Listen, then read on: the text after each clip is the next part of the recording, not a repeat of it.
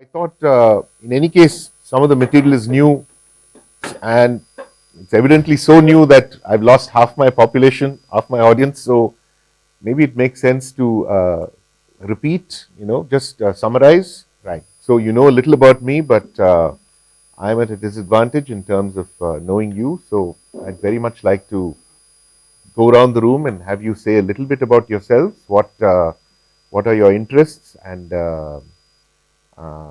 what kind of questions you would like to pose or pursue that would be relevant for our class. You can let me know. So my name is Pranav Garg. I am a first year student of MSc Communication and Media Studies from this department itself, and I'm an aspiring writer. Okay, right. And why did you choose media studies to be a writer, not English or Marathi or something? Because I was actually like not just interested in writing, but also in other aspects like marketing and communication. I see. Okay. Actually, I've done my graduation in business management. So from there. This is a second degree. Yeah. Got it. Yeah, yeah. All right. Thanks. Hello sir, my name is Santoshi and I am studying second year of this department. And my research lies in mostly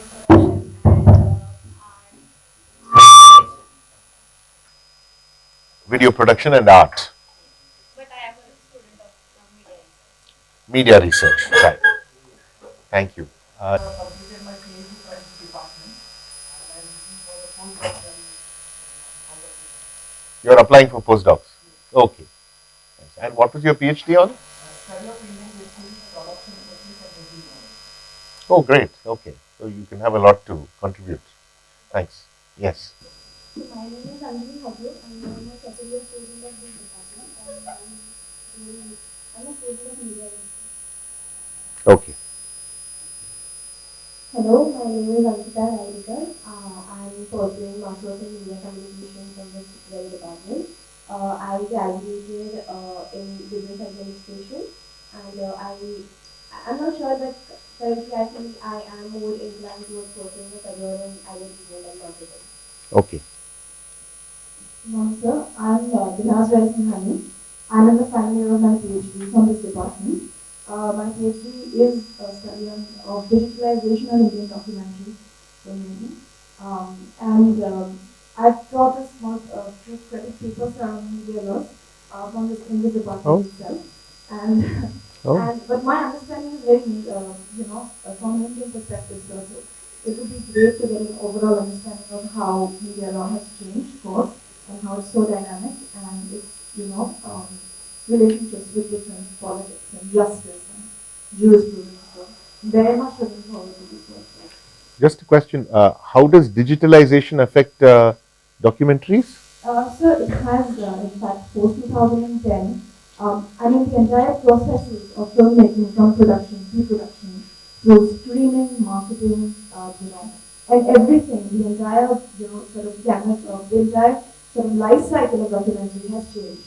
So my study is more from a sender's perspective in terms of me interviewing the practitioners and how the processes of filmmaking have changed owing to digitalization. So, okay.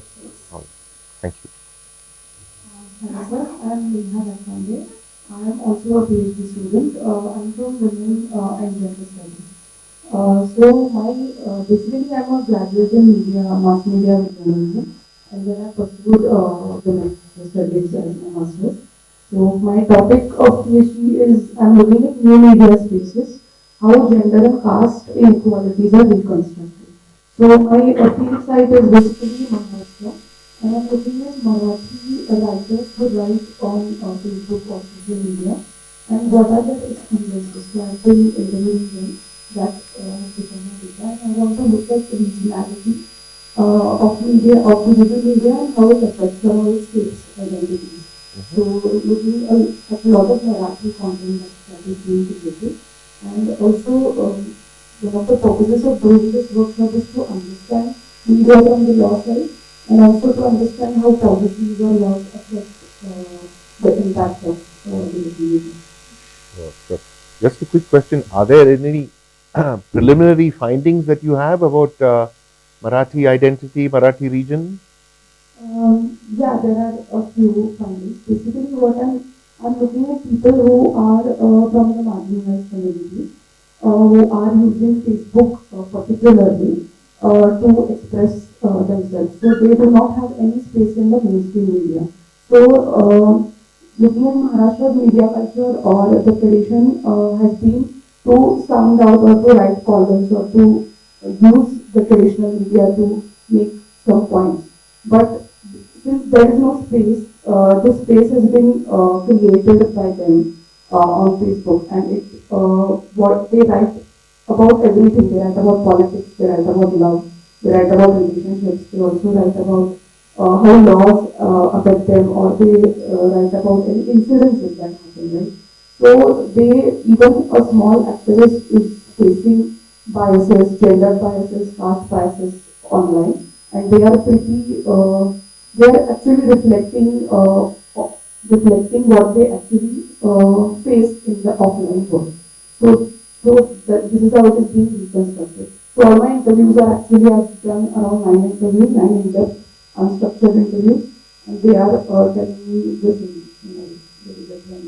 Okay. So Marathi idea, the idea of Marathi region is actually incidental. Then it becomes actually something else. There's nothing Marathi in what you're talking about, right? So, No, that is Marathi because they want to write in Marathi and create a community for themselves. okay. Yeah. Okay. Thank you. Hi, my name is Phule. I'm currently pursuing a PhD from School of Art and Aesthetics at GIAN.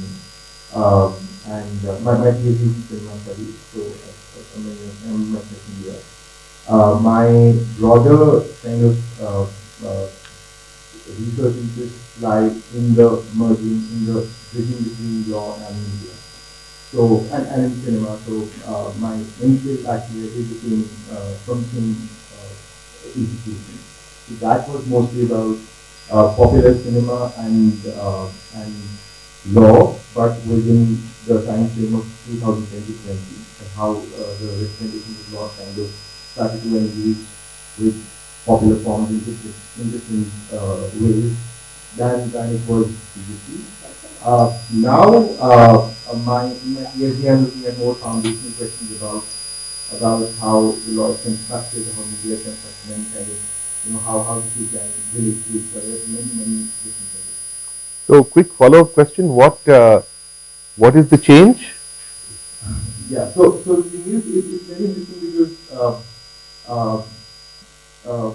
till 2009 also, there is a film called Phule that stars me in the cinema case.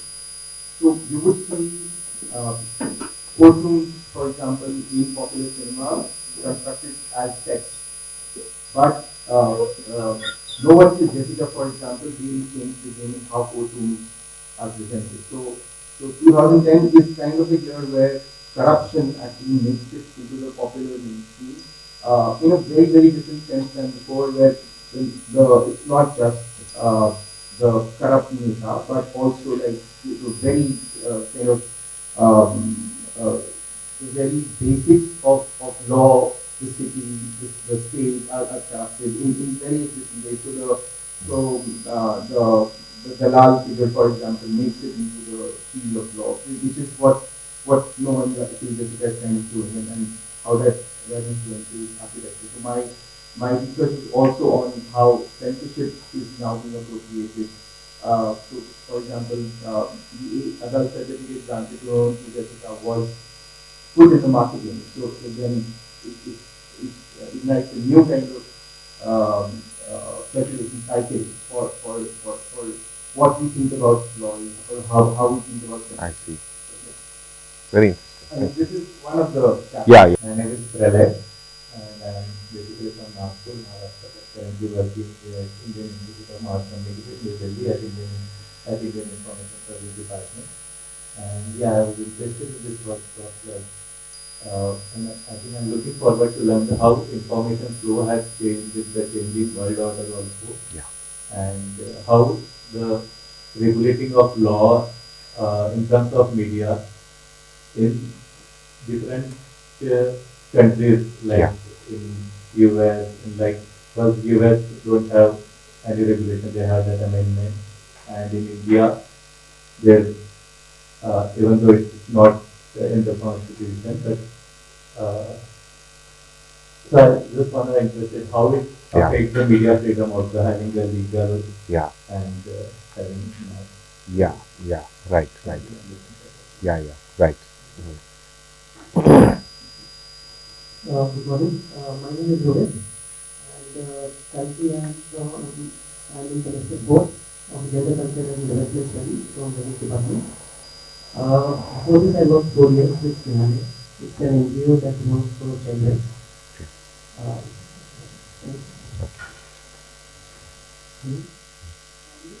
My name is Vishal, and I have done my master's in IR from University of Reproduction. And after that, I am preparing for the interview. The purpose of this course, I thought that now we have gone from the polar movement in the world to more regulatory. I would like to know how much was going to affect the strategic decision making, because most of the time the study which I have been able to already, most of the things depend on national interest, poverty, and our own value. But now I'd like to know how much was going to affect the relationship between Right. Good morning. Good morning to the participants. My name is Phule. I'm a professor at the National Institute of Media Communication, Documentary Filmmaking and Business Projects.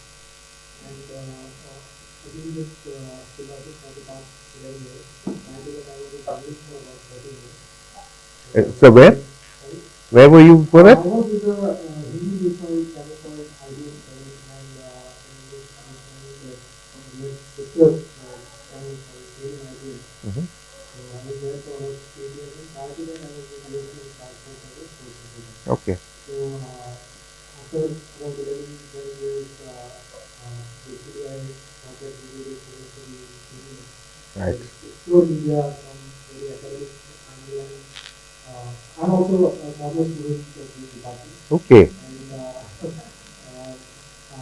Madhurima was very kind enough to accept me as her student for PhD, and I did my PhD under her. Okay. I finished my PhD in 2018. Topic was media foundation.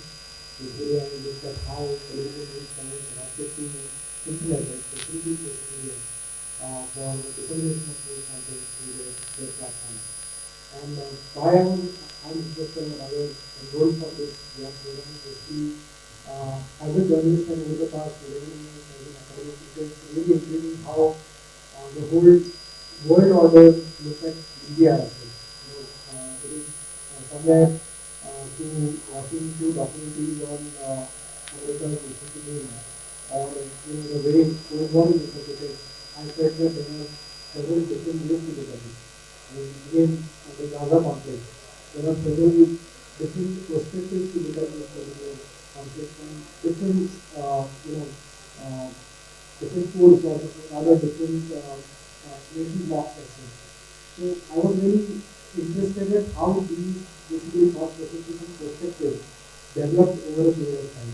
Also, somewhere when it comes to as we yesterday spoke about how in Indian freedom struggle, how it was always about nationalism. Not I would say always, but somewhere there is this perspective of nationalism in that. So how those trends came into Indian media somewhere. How probably I wanted to understand. I was very intrigued to see how in the film Gandhi, Mahatma Gandhi spoke about his newspaper and importance of newspaper, how his yatras or somewhere like Gandhi yatra, even itself is a vehicle of messaging. Of course. So how this thought process is evolved over the period of time. I thought maybe this workshop or this program will help you to understand that. So that is my intention behind this program. Okay. Thank you.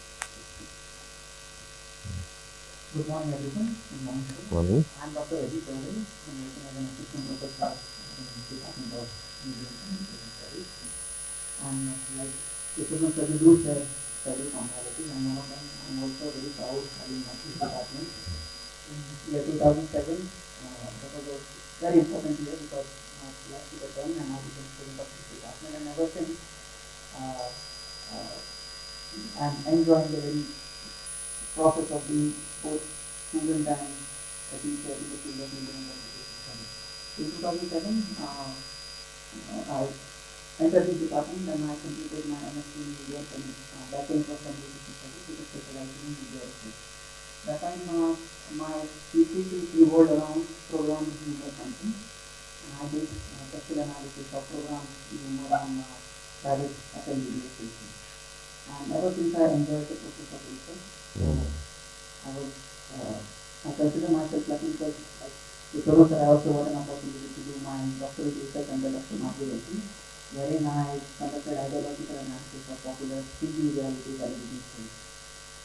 After that, I also got an opportunity to try article PhD where now I have two wonderful and very serious devoted research students, and with them we are exploring the world of media research.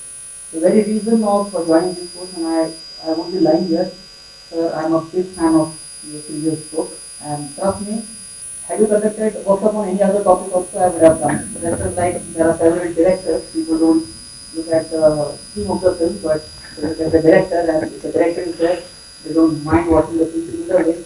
Okay. Have you conducted any workshop on any theme, I would have done, because your book, it was not just part of my literature review when I was conducting my PhD, but the very time, because as far as Indian media and Indian politics is concerned, 2014 was a watershed moment, and Indian media and politics is changing direction. And same way for global politics, current year 2025, I believe it will be a watershed moment because after Trump era, plenty of things are going to change.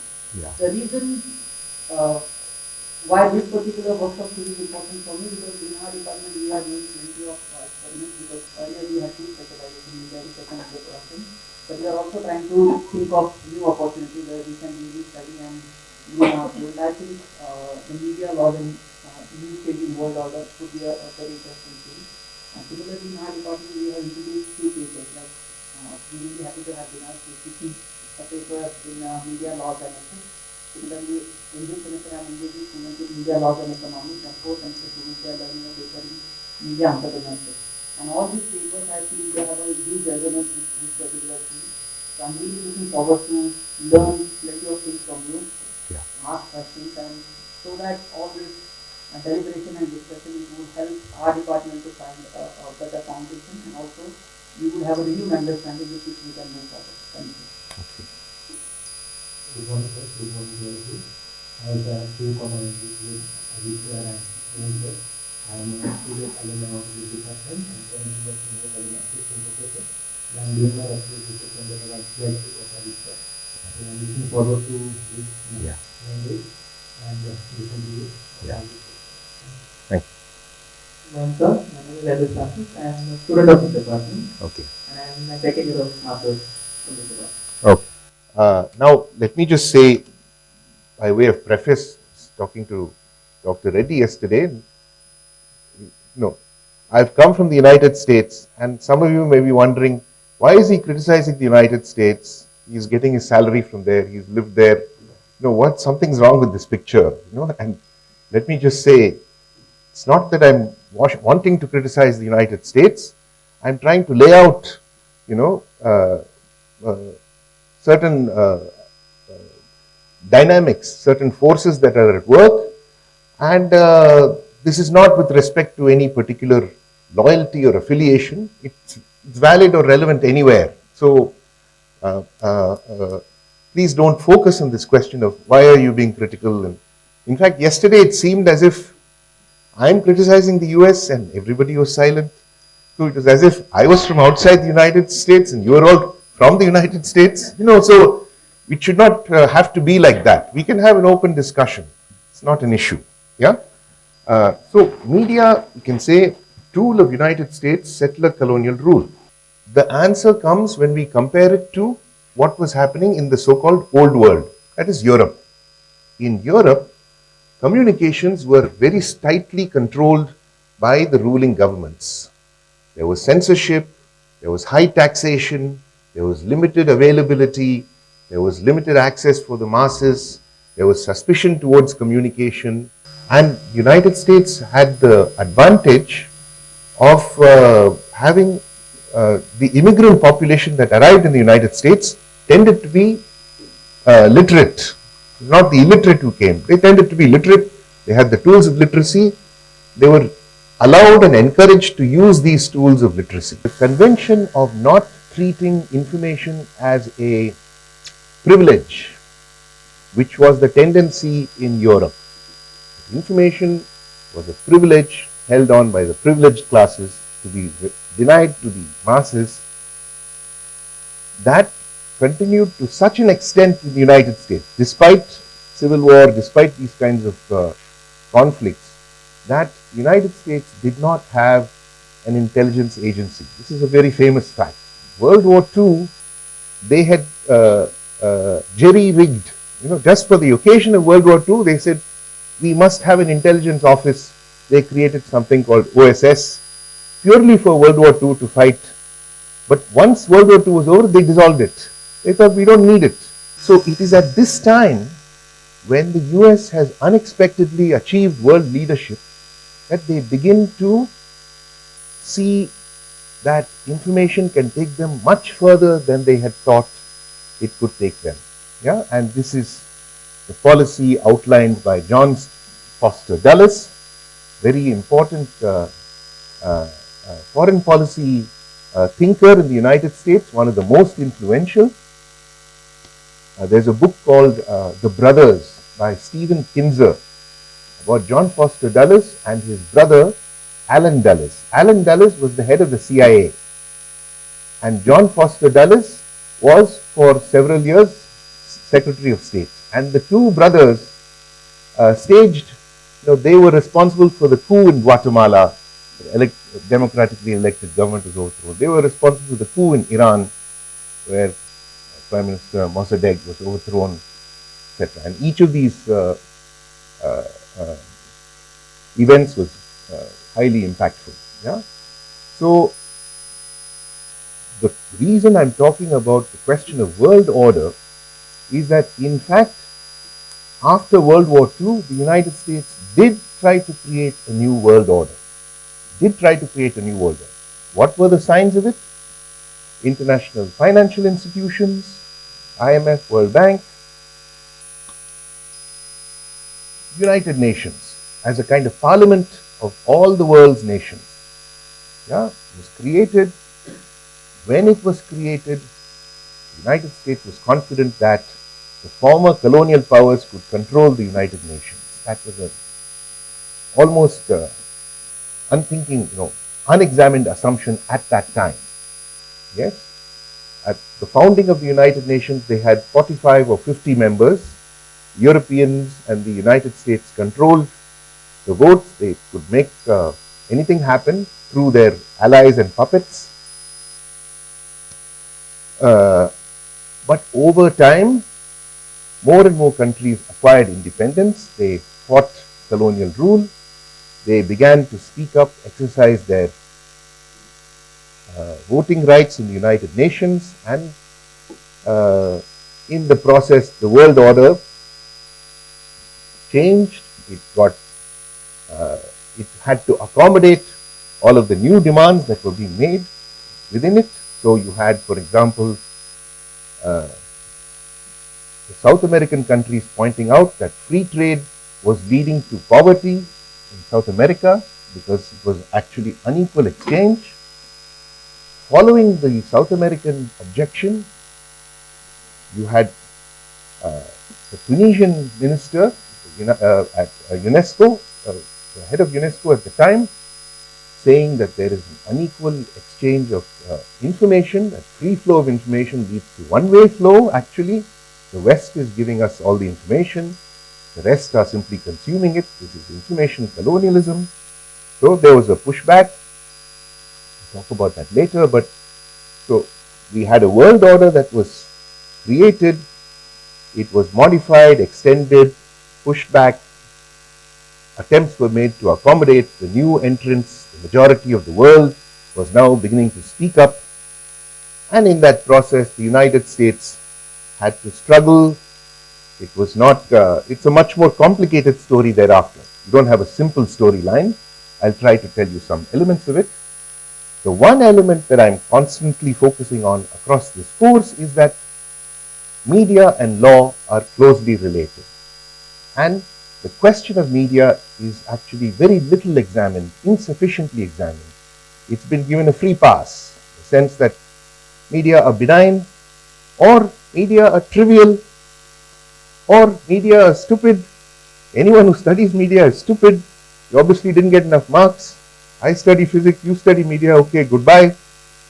Okay, so various ways in which the question of media was, let's say, put under erasure, was rendered not worthy of examination. Yeah, not worthy of examination. And that was, I would argue, an important aspect of this post-World War II order that the United States created, in which, as I've said, this idea of the free flow of information was an unexamined but very important element. When did it become subject to scrutiny? I would place it with Herbert Schiller's 1975 essay, which is on your syllabus, about information dominance and so forth. It's a classic, very brilliant essay, saying that it has been there all along, we have not noticed it, this is what is going on. European countries are also seeing it, the way of US to acquire dominance, and it has been doing it without anybody noticing. And when the third world countries are speaking up in the United Nations to object to American dominance, you look at the rage with which the US is responding. That tells you everything. How did the US respond? They said it was a Soviet plot. They said it's a Soviet plot. The Soviets are manipulating poor third world countries who don't understand. They are driving them into the arms of communism. We have to save them, etc. Okay? So across this process, as I've said, you can say there was a kind of a twofold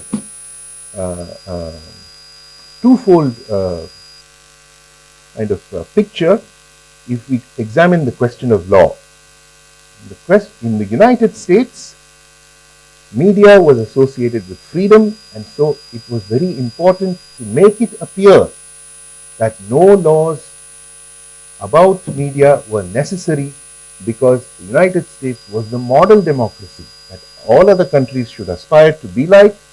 And in the United States, spontaneous, organic, consensus, harmonious circulation of free information, that is only having the effect of making the democracy purer, finer, better.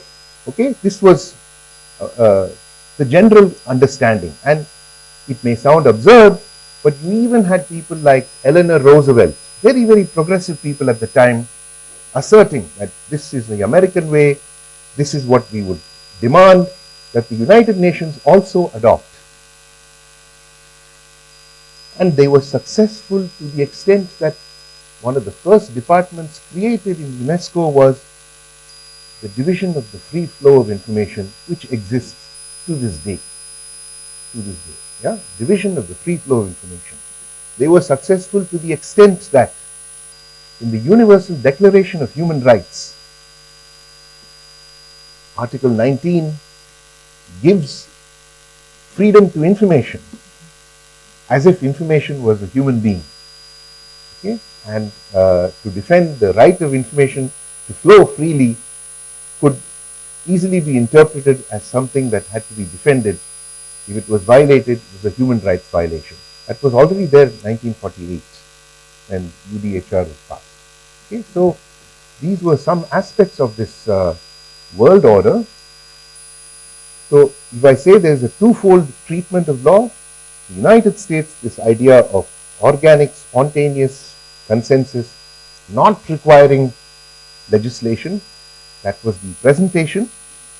In the rest of the world, largely it was nation-state based. So the national state could create its own domain of regulation, control, supervision, where some degree of freedom would be given, but national interest was a sanctioned basis for limiting, controlling, regulating information. Okay? So let me pause here. I know I've talked a lot. Any questions? Am I clear? when it comes to emancipation and civil rights, basically the north and south they had divided opinions. So somewhere you said South India was South US. South US was agrarian civilization, plantations, and obviously they require human resources. Less industrial. On the other hand, North was industrialized. Of course, industrialization means less human power is required. So apart from church intervention, was capitalism and the very need of cheap labor was also responsible for was a reason for civil war, or were there any other factors? And also when this entire clash was happening, what was the role of media and how, what was the political economy of media and how it influenced the side that were taken? Because every war is always fought on two fronts. On one hand, after war is fought, on second, you need to create a public consensus. Sure. Yeah. So how that was unfolded? Yes, you are returning me to the question you posed before. Sorry, I didn't. One is 2 or 3 data points. One is Harriet Beecher Stowe and her fictional story, Uncle Tom's Cabin, which was a humanistic portrayal of an enslaved person, which was treated him like a human being. He happened to be enslaved. Of course, there were paternalistic and condescending aspects to the portrayal, but such a human portrayal of an enslaved person had not been widely circulated before. It was one of the most successful books of the time, so there was an openness to thinking about the African American differently, in more human terms. Another example, the most photographed man of the 19th century. Anybody know who was the most photographed man of the 19th century? It was a slave. It was a freed slave whose statue is in Harlem in New York City, and he published his memoirs, the autobiography of Frederick B. Douglass, which is phenomenal read. A gifted, highly eloquent writer who told his life story as an enslaved person who became free. Major success, and he was his image was sought after, so. And the third is the Dred Scott case, where an enslaved person petitioned the Supreme Court to say that he should be free. And now this question of whether you were free or not depended on where you were, which state you were in, when you came to this other state, because in some states you were, by virtue of your birth, you were enslaved, you could only be a slave. In some states, enslavement had been declared illegal. So he had moved from one state to another, one owner to another. His owner had given him freedom, but the court did not accept it. Petitioned the Supreme Court, and Supreme Court denied the case. Said, no, you are black, you are a slave, that's it, end of story. Bye. So these were some of the data points on either side of the story. The media were not consolidated at that time in the way that they are today. We had rather what Veena Das might call critical events which then lead to a snowballing of coverage, public sentiment, campaigns, etc., that feed into the ongoing debates. Of course, a little before that, you had rebellions by white people against slavery. So there were, there are different kinds of protests, activities, communications on either side, which marked the turbulent character of the issue. It was not clean cut, but what happened afterwards is more perhaps to your point, which is that once Jim Crow, after the Civil War was over, North Americans, the Union states declared victory, they allowed the conservative southern planter elite to restore their control in the South by passing various kinds of illegitimate local regulations to exclude African Americans from prosperity. There was a short period during the Reconstruction, W.E.B. Du Bois has written about, where the black people proved their ability for governance, for development, for prosperity, and that was even more dangerous, right? It was not like, oh, we were wrong, okay, they can do all this, let's help. No, no, no. It was the opposite. We have to crush them, to eliminate them. So it was, you can say, we have two categories here. There's politics and there's war. Yeah. Now we have someone like Clausewitz who has said, war is politics by other means. It's a famous statement. Then we have someone like the Florentine theorist Machiavelli, who said, politics is war by other means. Okay. Now both of these statements refer to war and to politics, and both of them speak about other means.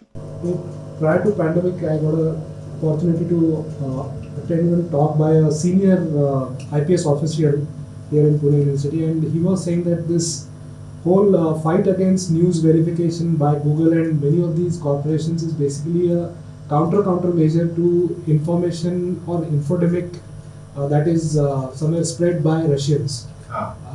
Exactly after the end of Cold War, or supposedly after the fall of German Wall, there was this feeling amongst Russians that they are losing this war against America, and we need to counter Americans in some way. So the entire spread of fake news, or let's say unverified information, the flood of unverified information, it was a very tactical move by Russians back then.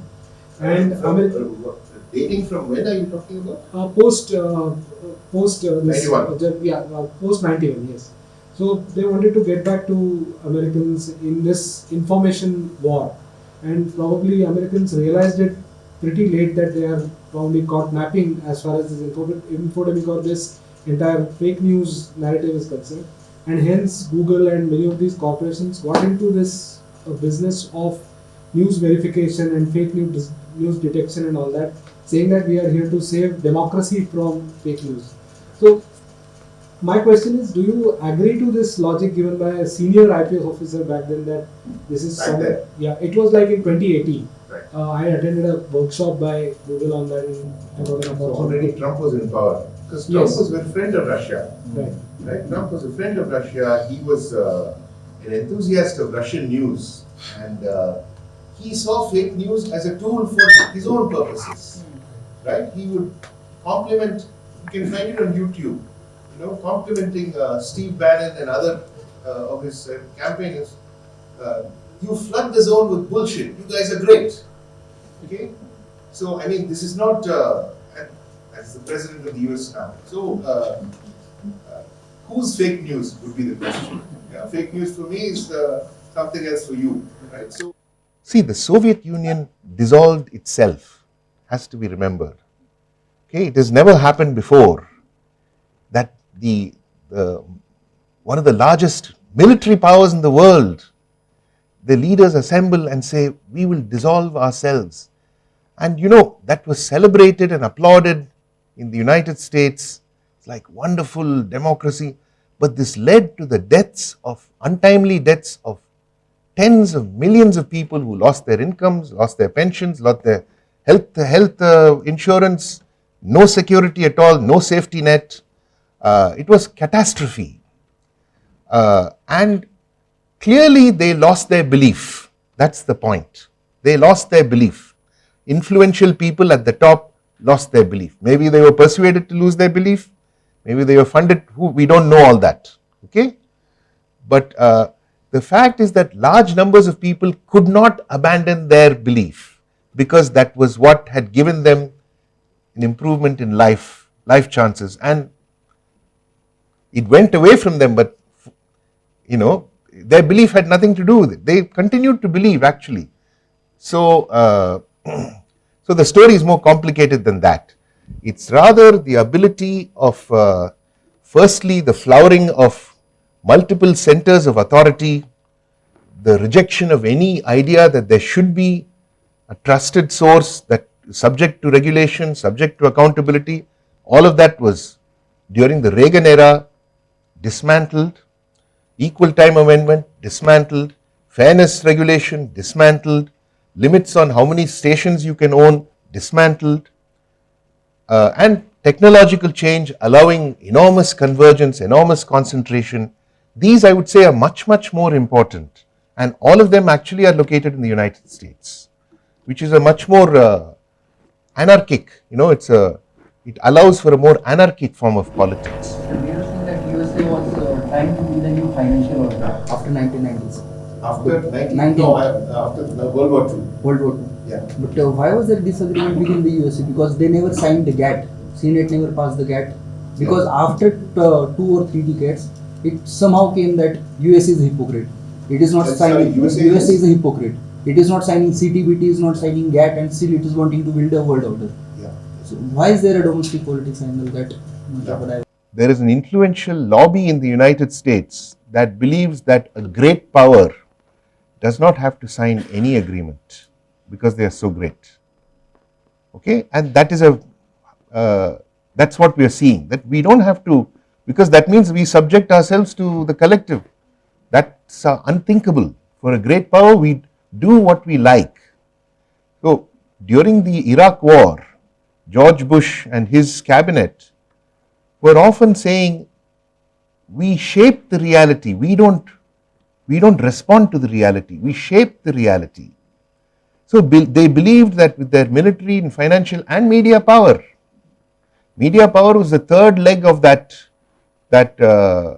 project, that we shape the world as we want it. Yes. The very position that you are taking, you are following the entire legal regime as somebody who is not doing enough. But on the contrary, As legal regime is not doing enough. In American context. But the problem is when you look at the American law, and if you look at from political economy point of view, generally the vertical expansions, generally they are prohibited in most of the Western world. In India, we are still struggling with that. You mean when any content creator, they are not supposed to enter into the distribution line. So the Meta was allowed to absorb Facebook, Google was allowed to absorb YouTube. Exactly. But now they are dismantling Apple because it has become. Let's see. There are talks. Because in India, actually, what is happening? For example, Reliance now they have entered into content creation, but at the same time, they are also kind of control the distribution channel, not just cinema, but with Jio, the entire thing. So that way, in India, we are experiencing a quite an extreme example of concentration of power. So, at least in your, because you come from the, so could you please shed some light on that? In what way it is different, and what is going to be the new information order in that regard? Central government is actually very small in the United States. You go to Washington DC, it's not that big, compared to other countries of similar size. The federal government is small, and they want to make it smaller, and they will make it smaller. So the relationship between government and private sector in the United States is very close. So they don't have to, have the same kind of prescriptions and caveats that they have in some other countries. It's a business culture. When George Washington, first president of the United States, gave his farewell address, he said, I want you to practice as little politics as possible and as much business as possible. That was his parting advice. The presumption of that advice was Europe will take care of the politics and America can do the business. So there was a tacit understanding that the world order is a European order. United States still saw itself as a provincial power, even if they had some lofty rhetoric about, we hold these truths to be self-evident, which they don't hold to be self-evident and all that. It was 2 centuries later, after World War II, that they began to let that 2-century-old rhetoric to acquire new meanings, which it had not acquired all that time. Okay, so that's the... So again, coming back to your question, yes, worldwide we are witnessing a concentration of power which is not only economic but communicational. Now, what theories, what ideas, what models and concepts can we use to understand this process? Here, whether it's across the social sciences, we find that the understandings of economics have not been revised for a long time. They are essentially not so different from the ideas that Karl Marx propounded in his Das Kapital 1860s. Not so different. There's a kind of, if you take Maynard Keynes, all of it can be fitted into the arguments made by Karl Marx. Now, these arguments presumed that the commodity and the communication about the commodity were completely separate things. You have the object that is sold, the communication about the object, say the advertisement, it's not important. It's just you can ignore it. It's just they are selling the product, so fine, let them sell it, etc. Over time, we have seen the ability of, I'm just taking the advertisement as an example, broadly media, to turn the field of our internal life into a set of, it is capable of being manipulated by ourselves with our cooperation for our own presumed benefit. So the instrumentalization of our affect, of our emotion, which the media are now teaching us to do, is now part of the economic process itself. We have to become our own entrepreneurs, we have to become our own producers, we have to lift ourselves by our bootstraps, cannot blame anybody else, So this kind of deepening of the capitalist ethos, you could call it, right, has been enabled by an intensification of media. And that has generally been left out of economic thinking. Okay? And now we have to bring it back in, because the older thinking about economics allowed you to say, this is economics, this is politics. This is the factory, this is the parliament. Factory, you do what you do, then we talk about it in parliament. They are separate spheres. That's the liberal solution. But today we have a very clear rejection of that model. All the billionaires are in the cabinet, right? They are actually calling the shots. The president himself is saying, dismantle the government. Business must call the shots. So in a way, this is the triumph of media. And it is because media theory has been neglected for so long that we are not able to respond to it with sufficient clarity, I would say.